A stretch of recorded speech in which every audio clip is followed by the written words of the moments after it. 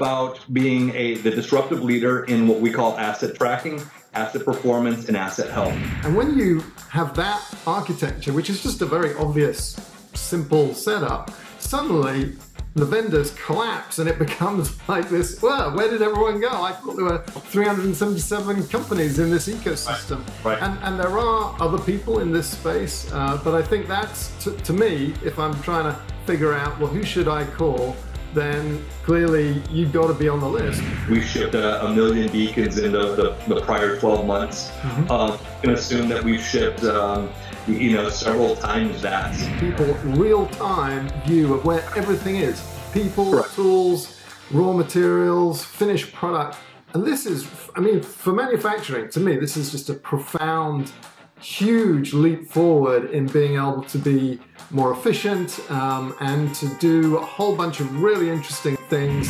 So what Waze is actually doing is deploying beacons inside those tunnels to help with kind of dead reckoning, so that even though you don't have access to a cell signal, you can as that app goes by that beacon, you're dead reckoning going, oh, I'm here now. Before you had BLE, before you had low-cost sensors, before you had these gateway devices, right?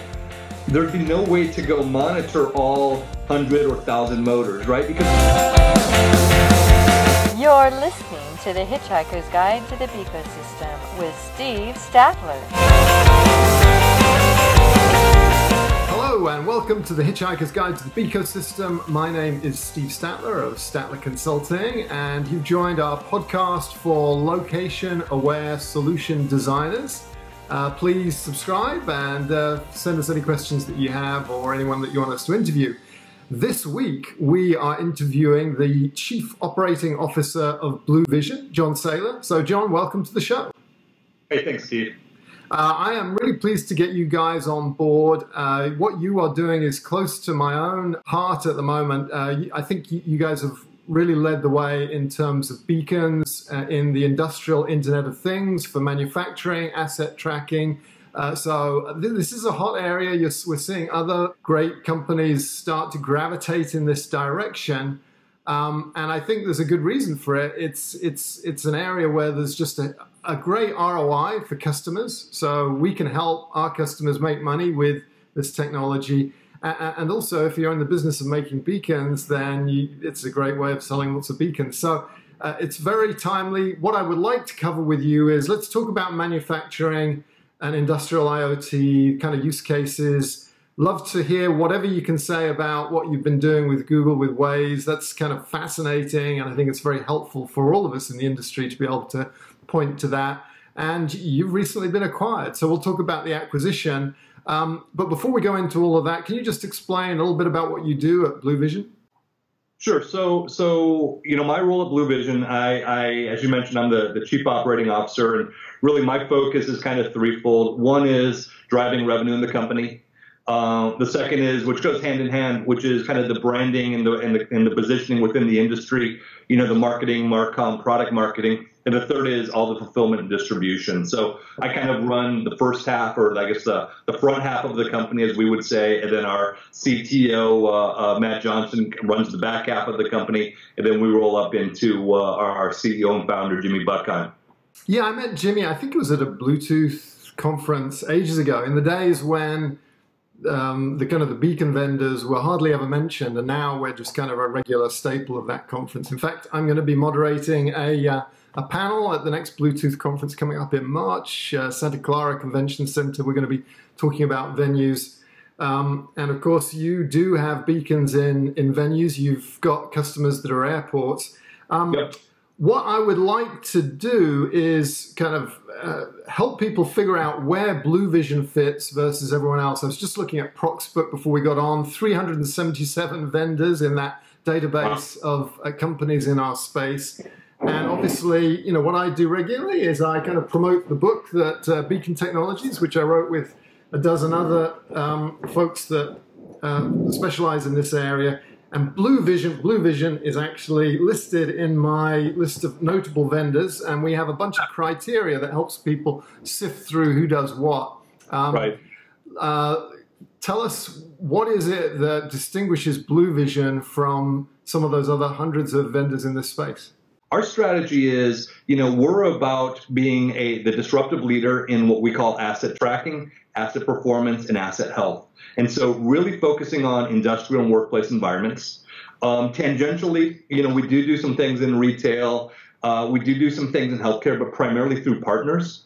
Because we want to be very focused, and we don't want to be this company that has a cloud that doesn't do anything, or a company that does everything. We want to be focused on where it is that we bring value and that we're differentiated. And we believe it's in, the location of an asset or a person, right? Understanding where that person is, either in a real-time, very highly accurate sense or in a proximity sense.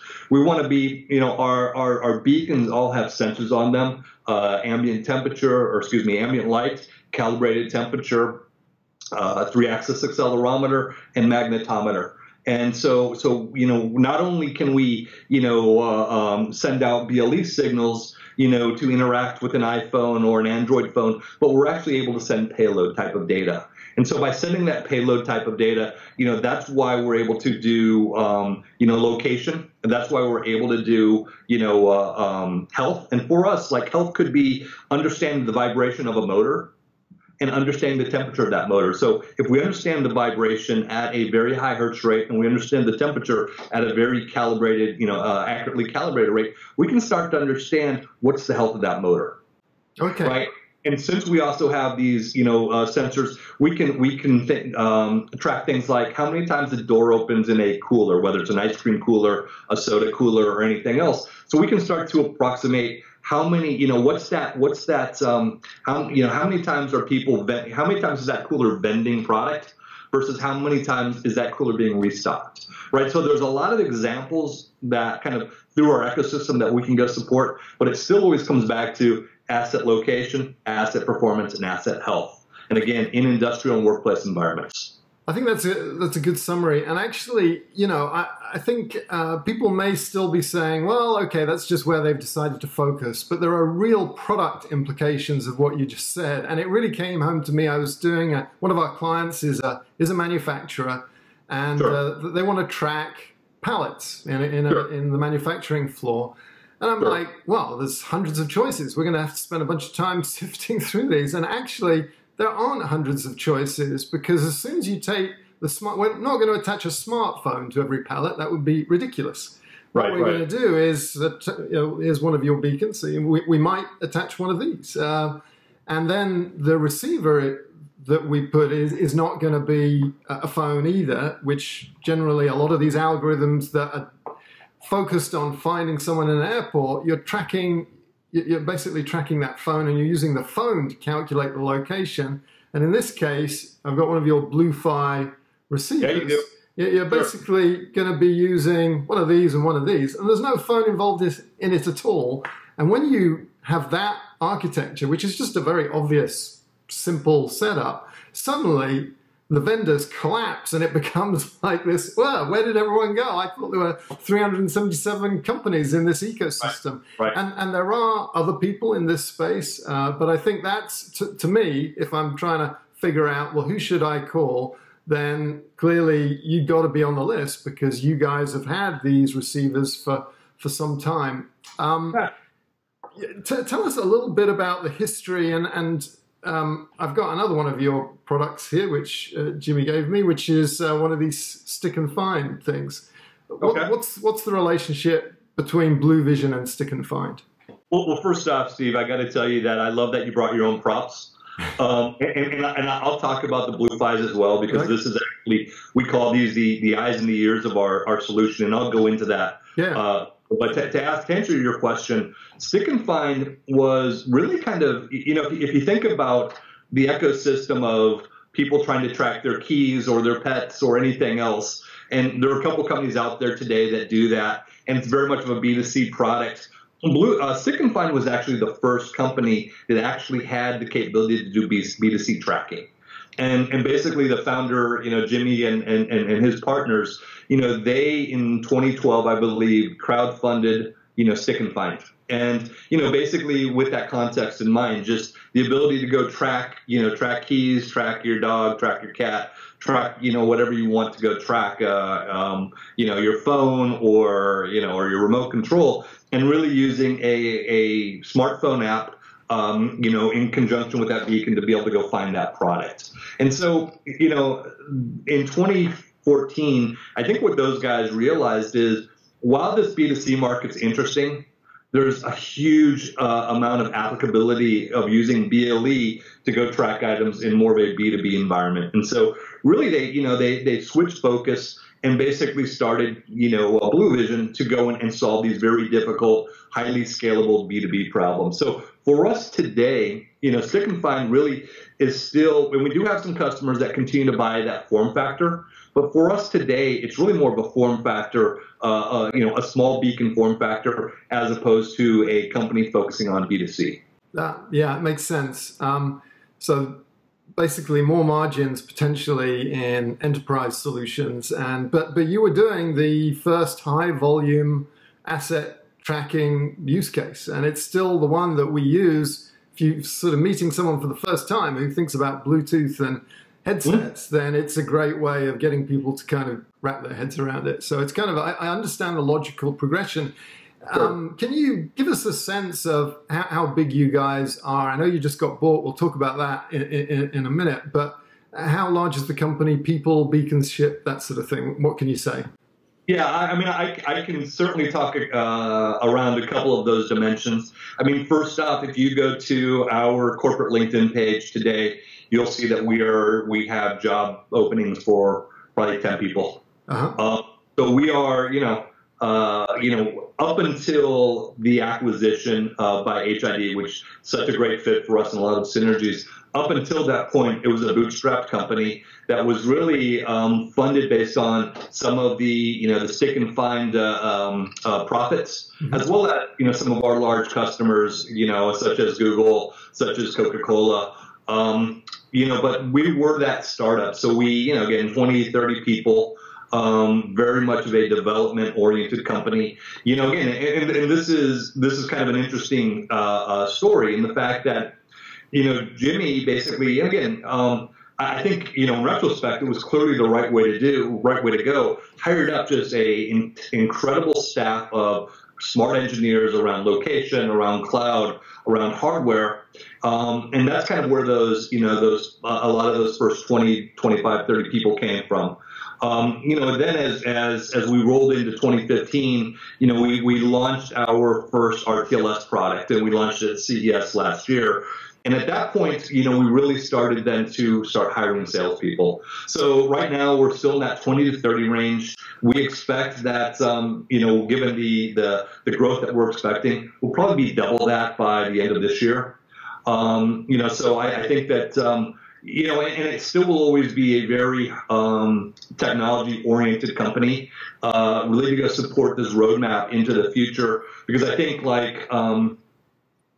if you think about where the future is going, and you think about, you mentioned, a Bluetooth 5. We're doing things around, outdoor location. We're doing things around kind of other, the ability to kind of do RTLS without calibration. We're doing a lot of interesting things that are on our roadmap. And the way that we're going to go continue to stay ahead of people and go drive value for our company and for HID and for our users is to continue to lead the technology roadmap and continue to be the guys that are thought leaders. So a lot of very strong company now. A lot of growth, and so that's one way to go answer your question. I think the second way to go answer your question is if you kind of look out at what the analysts are saying. In 2015, there's an analyst report that said we shipped a million beacons in the prior 12 months, and assume that we've shipped several times that, and that we given our kind of growth.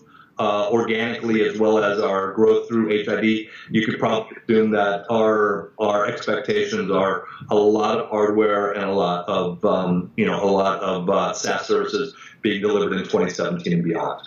So I think when I first spoke to Jimmy, all of the funding had been pretty much friends, family, and organic growth.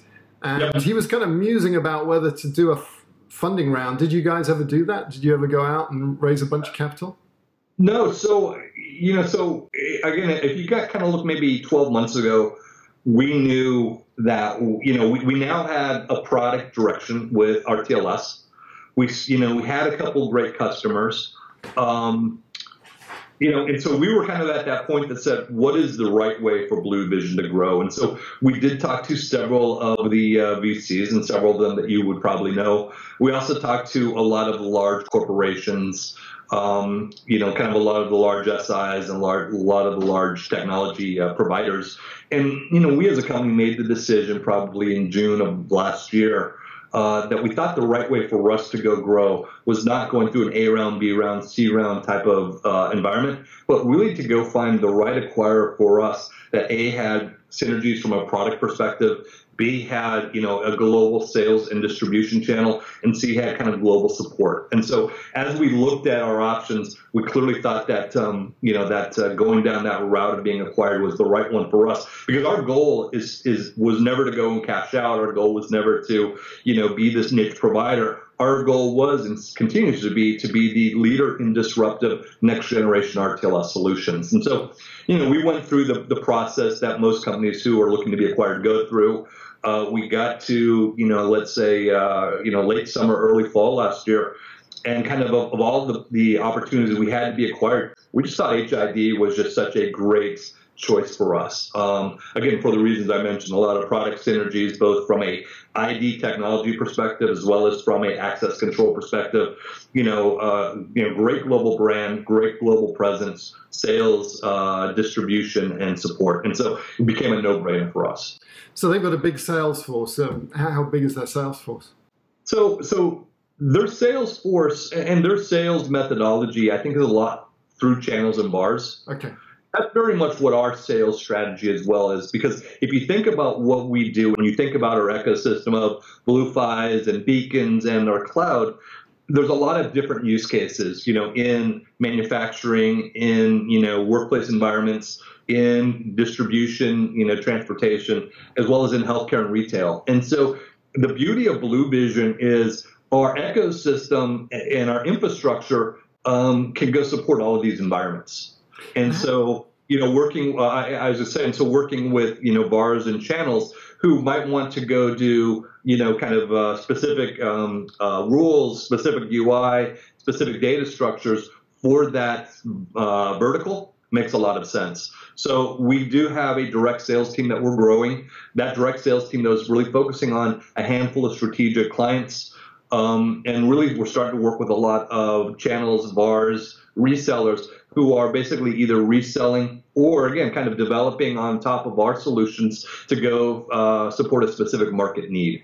And that's very similar to what HID's strategy is generally. And so, again, even a lot of synergies at that level.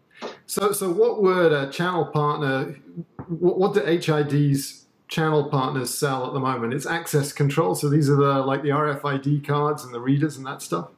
HID has a lot of a lot of different products. But their two main focuses are, you're right, access control and ID technology. So they do a lot of passive RFID tags, a lot of NFC products. But the way that people always know HID, because people always ask me, well, who is HID? I go, well, do you need a access card to get into your building? And people go, yeah, I do. And I go, well, look at that access card.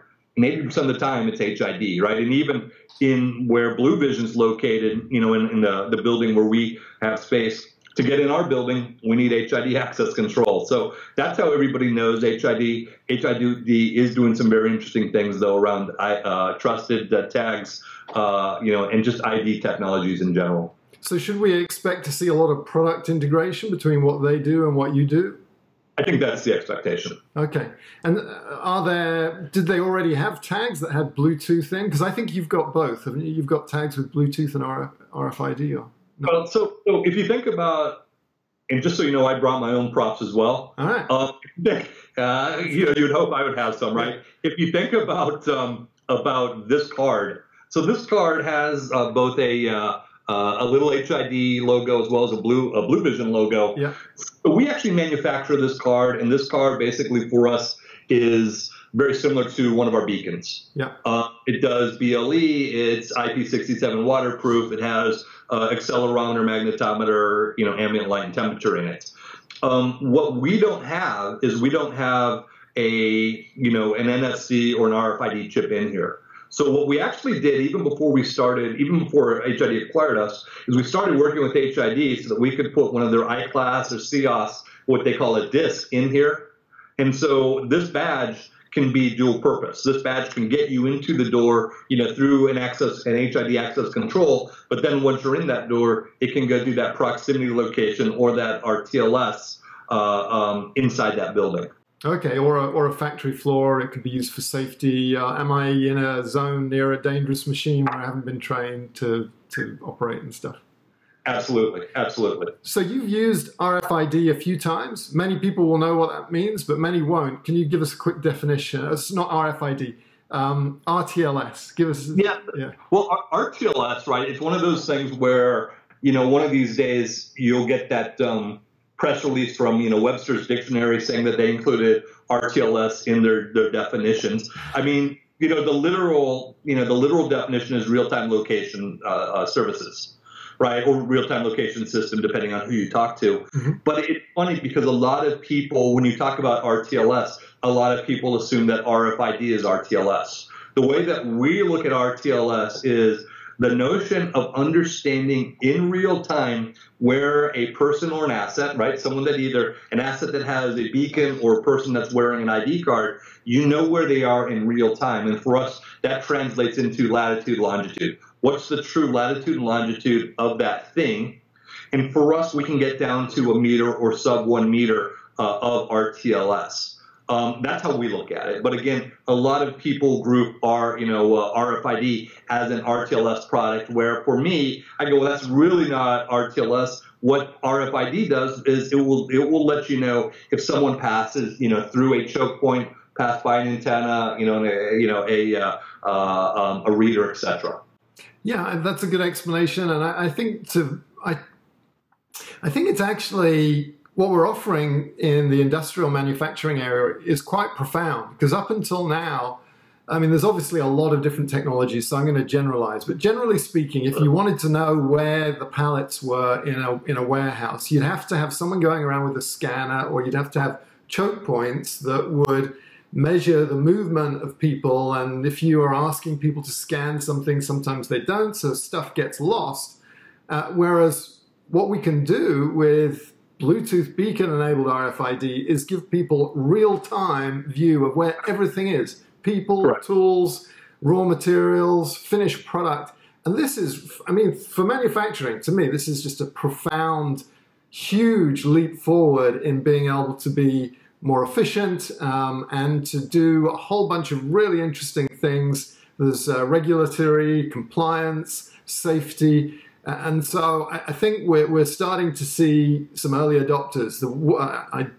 Anyway, I'm on a roll here. I want to just go back and confirm, what your view is. What is it that's driving your business? So the original kind of part of the bootstrap was stick and find. What's right driving the revenue for you guys, and what do you expect to change over the next year? Sure. So good question. I mean, it's interesting, right? Because we have three main business lines, if you will, or three main SaaS services that we deploy. One is RTLS. One is what we call PLS, or proximity location services, and the third is condition monitoring, which is, as I mentioned, it's putting a sensor beacon on a piece of equipment and being able to tell the health of that equipment. So we've been rolling those things out. We're starting to get a lot of traction across all three of them with some, large global 100, Fortune 100 companies. I would tell you, though, we're this kind of interesting company in the fact that we are very much around our RTLS, PLS, and condition monitoring technologies. We just happen to be saddled with the fact that we're probably also the best beacon manufacturer out there. And the reason I say that is, again, we have onboard sensors. This thing is IP67. It supports very long battery life. We're the guys that know both, iBeacon and Eddystone very well, right? So there's just a lot of reasons. We control our own manufacturing, right? We control our supply chain. So we are generally acknowledged, and again, we've been acknowledged a couple years in a row by various analysts as being kind of one of the leaders in hardware. And so we will continue to go sell hardware as a standalone solution because people are buying hardware. Again, across industries, whether it's retail, healthcare, industrial, telecom, etc. So that will always be a revenue stream for us because we have the best product out there. That's probably driven our revenue historically. But obviously, as we continue to grow our RTLS, PLS, and condition monitoring business, those are obviously SaaS-based business on a kind of a reoccurring revenue stream, SaaS-based sale. So I think as you see us continue to grow, again, we'll always have some hardware sales, and we like that because again we are leaders there. But I think the majority of our growth will be growth solving these really hard business problems around location, performance, and health of an asset or a person. So where do you draw the line? So it's going to be in the SaaS and the services space. Not that the hardware is going away; it's a foundation for that. But that's a huge space, and one of the things that I think is a challenge for companies that are pursuing that strategy is clearly demarcating what they're going to do versus what their partners are going to do. Because if you don't do that, then you scare off the potential partners and you end up being a siloed vendor, and you can't solve every problem. So I think there's other vendors I can think of that just have a minimal amount of cloud stuff, and they've done very well because partners know these guys aren't going to compete with me. So what can you say to kind of draw the lines between what you do and what you don't intend to do, and where are you looking for partners, and where have you decided, no, this is part of the bundle, it's just going to be simpler if we are a one-stop shop for these requirements? Sure. So again, I go back to it's the specific requirements of an industry. It's a specific, requirements of a company. How does that company go to deploy it? What are the business rules? What's the UI? What's the big data solution? Right? Those are things that we really don't do. We can do them. We do them for some smaller customers. But fundamentally, our cloud, which is called BluZone, and you can access it at bluezone.io. It's API driven. Meaning that, we expose all of our APIs to developers, to partners, right? Because what we want them to do is, again, really understand the business problem that they're trying to solve. It's very easy to go say, well, it's real-time location, or it's proximity location, or it's, condition monitoring, but that still doesn't necessarily take into account the processes, the specific business rules that a individual company may have. And so what our partners are really good at is understanding that environment, right? Being able to take our technology and being able to go build, again, whether it's a UI, right? Whether it's integration into an ERP system like SAP or Oracle, whether it's integration into an MES system, whether it's integration into big data like Splunk, whether it's, again, it's all of those types of things that, we see our partners doing very well as the project management, as well as the implementations, those things. So if you kind of fast forward a couple of years, where I really see BluVision playing is, kind of this company that's really building out the capabilities from a feature function of the solution, but not building out the specific rules for a specific industry or the UI for a specific company or kind of a big data schema. That's great. Did that answer your question? It did. I want to just ask you a question about this condition monitoring thing, because there's certain verticals that just appeal to me. I find them interesting. Airports are one, just because of the massive volume. Sure. But breweries are another, for reasons that may be obvious to you. And I've been wanting to... I can neither confirm nor deny that. So I want to figure out, is there an opportunity for beacons in breweries? Because, and this kind of gets to a serious point, which is, I think they've got condition monitoring pretty well wrapped up. You look at some of I mean, San Diego's got 100 breweries, and I was at AleSmith last week, and they have just, it's one of the world's best beers, Speedway Stout, and they've invested in this incredible facility, and they've got this like German thing, and it's instrumented. They know exactly the state of every temperature variation and flow and everything. So I couldn't find any opportunities to stick a beacon on their industrial equipment. Where are you seeing this condition monitoring opportunity, and do you see any opportunities in brewing? Yeah, so I would disagree with you in the fact that, and we're in obviously CPG companies. We're also in industrial manufacturing companies with our condition monitoring solution today. And fundamentally, what you see happening is, and let's take your brewery example. 90% of those motors are running the conveyors, right? They're running, specific pieces of equipment. What most condition monitoring, and they're 1 horsepower, they're 5 horsepower, they're 20 horsepower motors, right? But what most companies think of condition monitoring is the ability to go monitor those 10 or 15, very critical motors, might be 500 horsepower, 1,000 horsepower, and they're typically wired solutions. Meanwhile, most of those locations, including your breweries, have hundreds, if not thousands of 1, 5, 10, 20 horsepower motors that basically they've had for 20 years that have been amortized down to, no value, right? That they want to keep running. But there's no way to monitor those things efficiently, in a cost-effective manner, right? So what we're able to do is, again, we're solving a problem that's been a big problem, but technology's enabled us to go solve it. So before you had BLE, before you had low-cost sensors, before you had these gateway devices, right, there'd be no way to go monitor all 100 or 1,000 motors, right? Because while the motor manufacturers are all building in diagnostic tools into their motors, that's not what most plant managers want, right? They don't want to be tied down to one brand. They don't want to have to spend $5,000 on a motor. They want to be able to go and take an off-the-shelf motor that they can go use any 5 horsepower motor and plug it in. So we're hardware agnostic. We're very easy to implement. You basically go take this beacon, you literally stick it on the motor.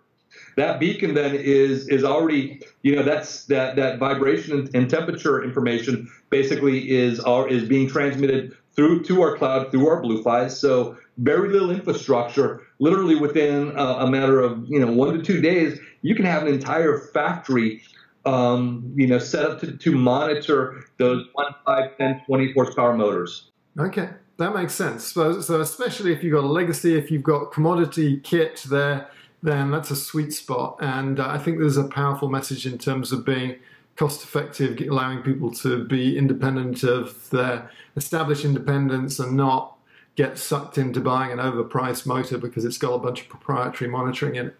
So real quick, just to add to that, Steve, and this is not our customer, but kind of a short anecdotal story.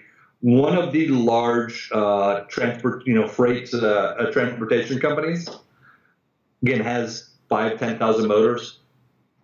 He buys his motors off Amazon.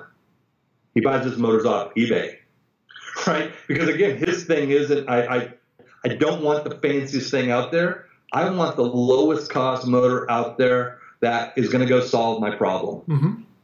Right? Because, everybody's trying to go and reduce their capital costs, right? I mean, if you went to the capital budgeting committee and said, hey, this month I've got to go buy 1,000 motors and they're going to cost $1,000 a piece because they have all these onboard diagnostics, chances are that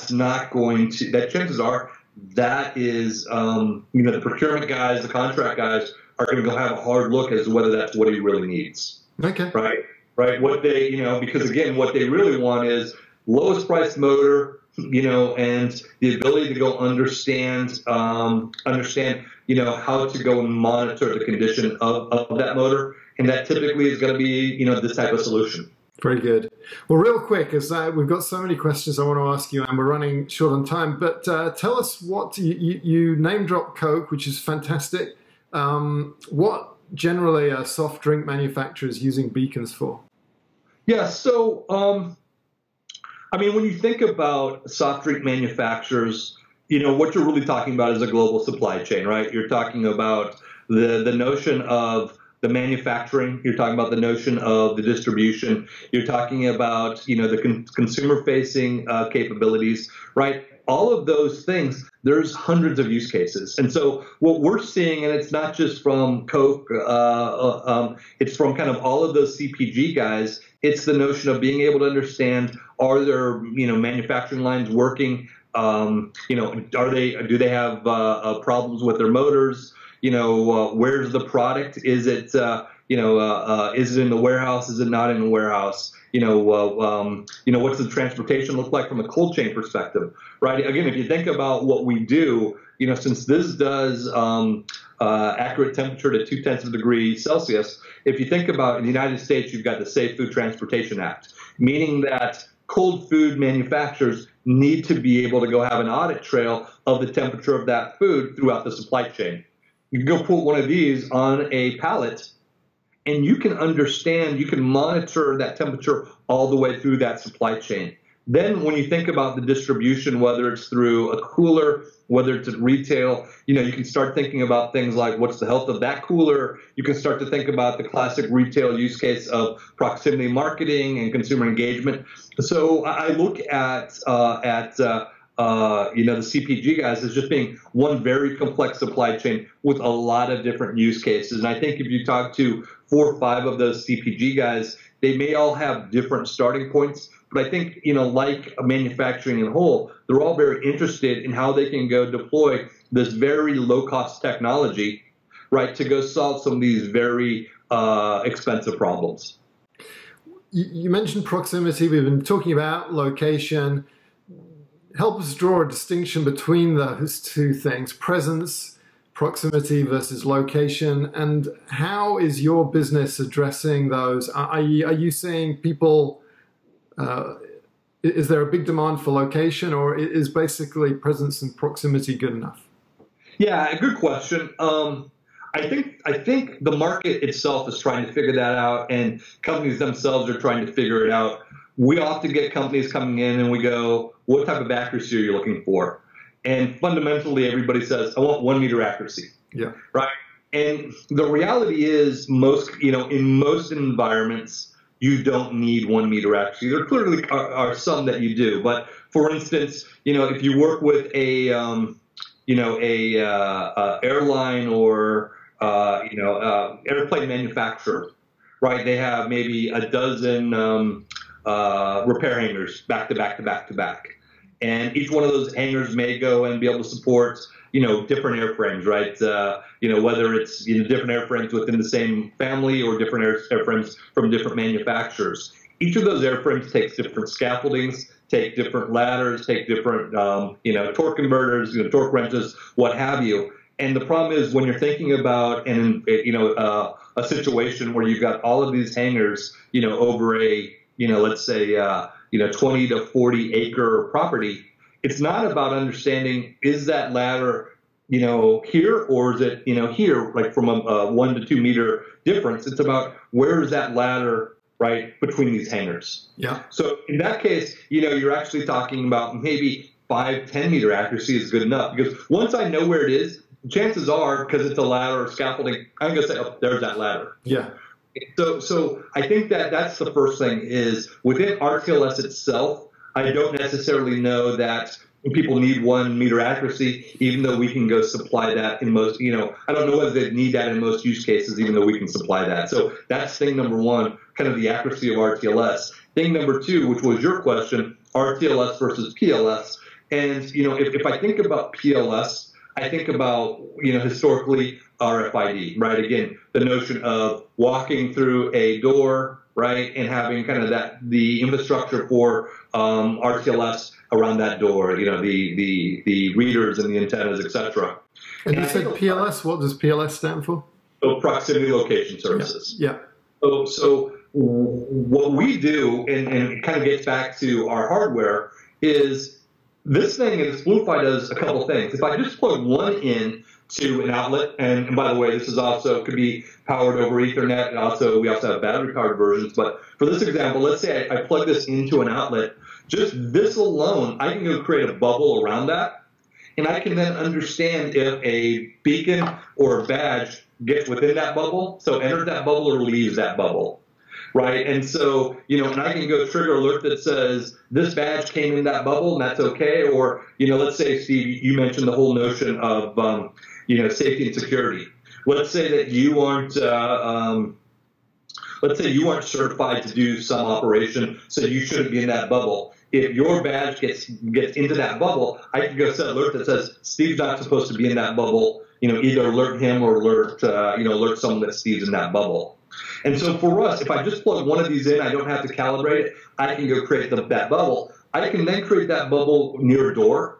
I can create that bubble, so again, kind of that if someone comes in or out of that door, I'll know it. I could go create that bubble at the inside of let's say a high value inventory room. So if, some item that has high value leaves that room, I'll know it, right? Point being that I don't have to have, these set up to go and understand with 1 or 2 or 5 meter accuracy. I don't have to do that to understand if something's entered or exited an area. Got it. And so what we're starting to see is a lot of the manufacturers that we're working with really just want to know, did something enter or leave an area, as opposed to where exactly they are. Right. So I think you're going to see a lot of that PLS, that proximity location from BluVision, maybe other vendors, because that's actually kind of the better, faster, cheaper version of active RFID. Right. And we talk to a lot of companies, a lot of manufacturers out there that go, well, we have RFID, we like it, but it's just not very flexible, right? Because you have to go run wires, because you have to have a server, because you have to have antennas, etc. And they want flexibility. And for us, the flexibility is just as easy as plugging this in, and all of a sudden you have a PLS zone. Yeah, and to me, one of the things that we're actually going to talk later offline is kind of a roadmap for a customer, and it seems like you can start off with proximity pretty easily.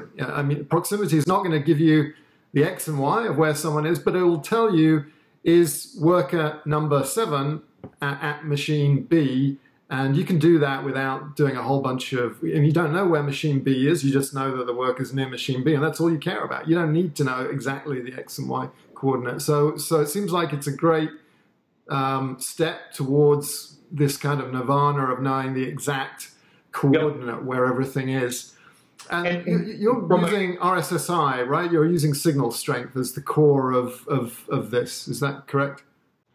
Generally, RSSI is kind of the baseline of this. But whether we're doing RTLS or PLS, we do a lot of things in the cloud, right, to deal with things like reflection, RF reflection, to deal with things like probability curves, to deal with, kind of what we call, fingerprinting of various devices. So we do a lot of logic in the cloud to actually become very, much more accurate than just RSSI alone, right? Because if you think of RSSI alone, if you think about when you look at your cell phone, I could look on my cell phone right now and it would show me 4 bars. I could walk 3 feet away and it will show me 1 bar, right? If I'm near a metal object, RSSI does not do really well around metal objects. RSSI doesn't do well around people, right? So companies that say, well, we're doing, location-based services using RSSI, there's a high degree of accuracy, right? So if we go back to an example of, being in a hangar. A hangar has typically a large metal tube in it, right? An airplane. A hangar could be open and closed. RSSI just doesn't, right? Because you're dealing with RF and you're dealing with, all that reflection.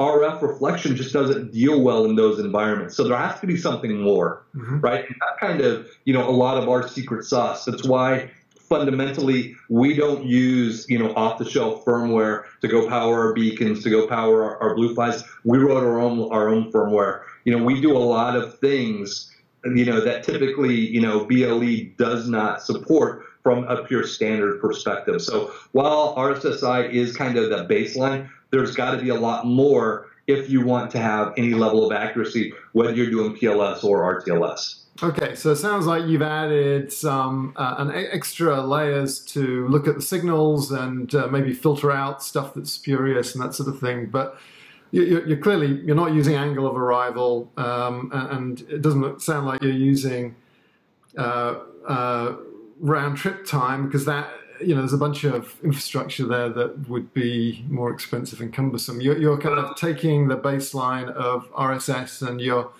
doing smart things at maybe the physical level and higher. Well, when you say that, I mean, we are the guys that own,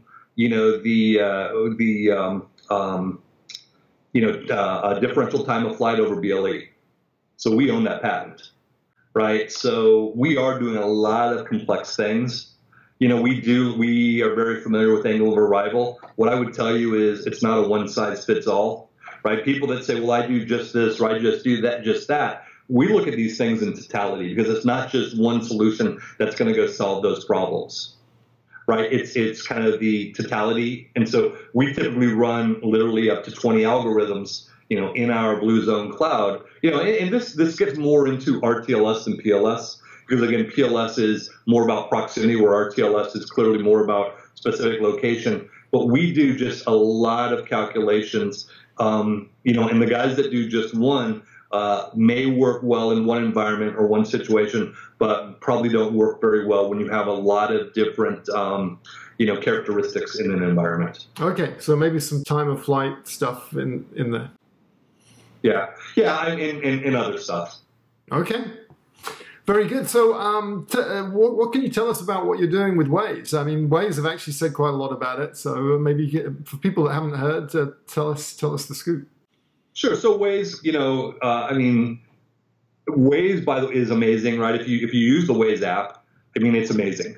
Everything from, understanding, traffic reports to understanding, points of interest, et cetera. It's funny because when we talk to the Waze guys, they're saying that in some municipalities, the first responders monitor Waze, and Waze is kind of the most accurate tool that they use to go understand if there's an accident or fatality. It's truly a brilliant solution. Where Waze has a problem, right, is when you're using the app and you go in a tunnel, right, because all of a sudden you don't have access to a cell signal. And so if you're in an environment where there's a lot of tunnels, if you think about like Boston, right, you come out of the airport and you're going through the tunnels, Waze kind of goes blank, and all of a sudden you come out of that tunnel and there's 3 different choices of where you could go turn, right? And so that's a safety hazard, right? That's inconvenient.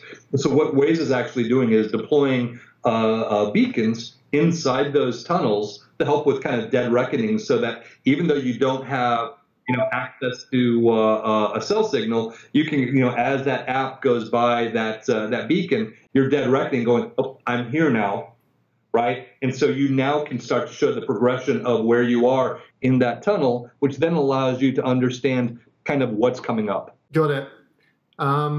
So that's very useful. And what are you seeing in terms of uptake? I imagine you're selling to like port authorities and governments. It's going to take a while, I'm guessing, before you get a bunch of orders for beacons that are going to go into tunnels.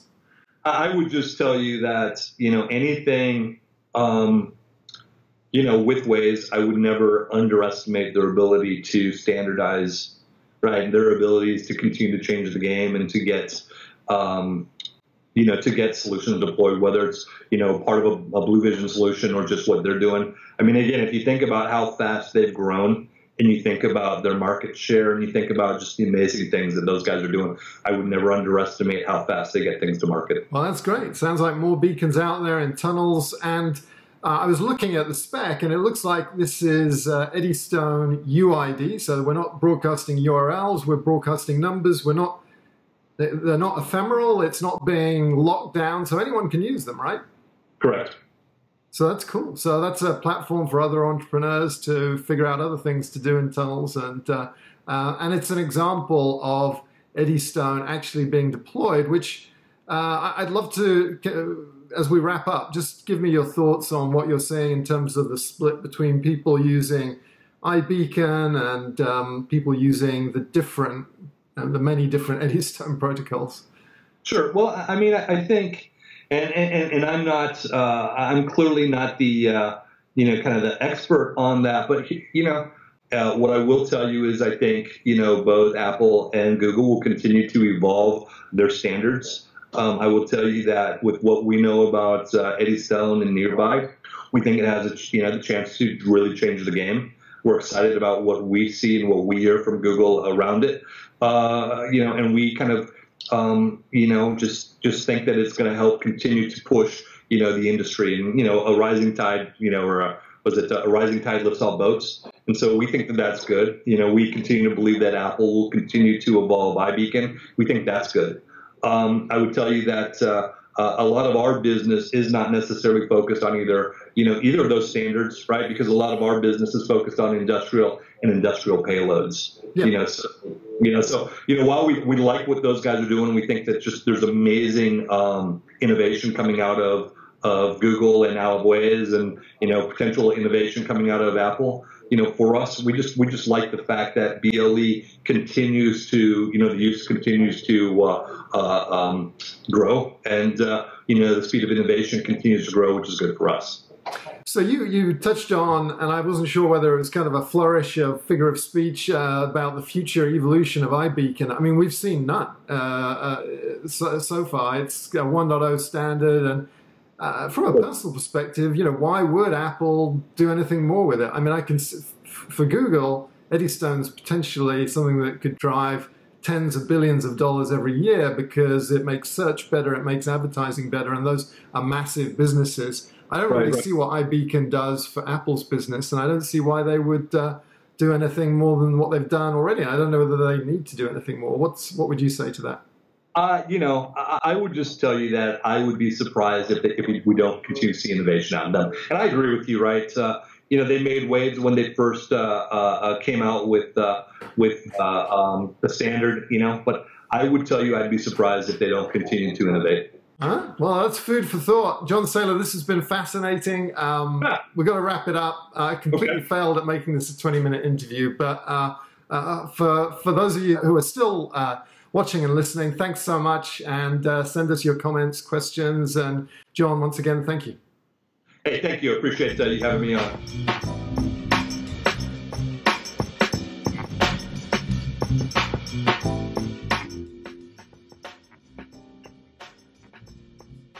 Are you very musical? Yeah, I'm hugely a musical guy. I probably have 150,000 songs on my iPod sitting in my car, and when you put it on random, you might get the Dead Kennedys right next to Gloria Estefan, right next to U2, right? So it's you're always putting your trust that whatever song comes up next isn't going to be so embarrassing if you've got people in the car. Yeah. Because I have a few of those embarrassing songs right next to some of those really classic songs. But, fundamentally, I would have to think it's something from Led Zeppelin. You gotta pull out Led Zeppelin I probably have 30 Led Zeppelin songs that all could be in that mix. But so we'll stay kind of non-controversial, and we'll just say something by Led Zeppelin. Well, I need one, because I've started overlaying them on the soundtrack, so you need to come up with one.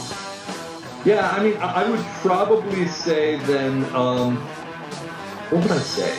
Kashmir? I might say Black Dog. We'll go with Black Dog. Okay, very good. I think my second song is probably going to be really old U2. Like something from Boy or War, and we're gonna go with we're gonna go with the song October, which very moody song. So we're gonna go with October as my second song. And you know what? I'm gonna go with something light for my third song. I'm gonna go with something from I live down in South Florida, and we listen to there's a lot of Latin music. I would probably go with something from You know what? We're going to go with a great summer song. We're going to go with the Girl from Ipanema. Oh, love that song. That's fantastic. So you've got U2, you've got Led Zeppelin, and then you've got, like, depending on the version, you know, like Sergio Mendes. Very eclectic. I love all that. So you're in Florida, which is just very vibrant with Cuban influences and probably lots of other things. But did you move to Florida to work for BluVision, or were you already there? No, I'm the guy that I moved down to Florida, you know, right out of school in the early 90s, early mid 90s to work. I was a manufacturing guy at Motorola, and Motorola paging. If you're, you know, for those who are, you know, old enough to remember the days of the pagers. Yeah. Mid 90s, generally every pager around the world came out of Boynton Beach, Florida, and so I ultimately ran distribution for Motorola paging. Left and, you know, kind of became a technology guy, and then a startup turnaround guy. So I've had the opportunity to move to Singapore, to move to Germany, to move to Silicon Valley, Dallas, Atlanta, etc. And I never thought I'd be the guy 20 plus years later who's still in Florida. Ah, it's a great place to be. Wonderful. Well, thanks for that.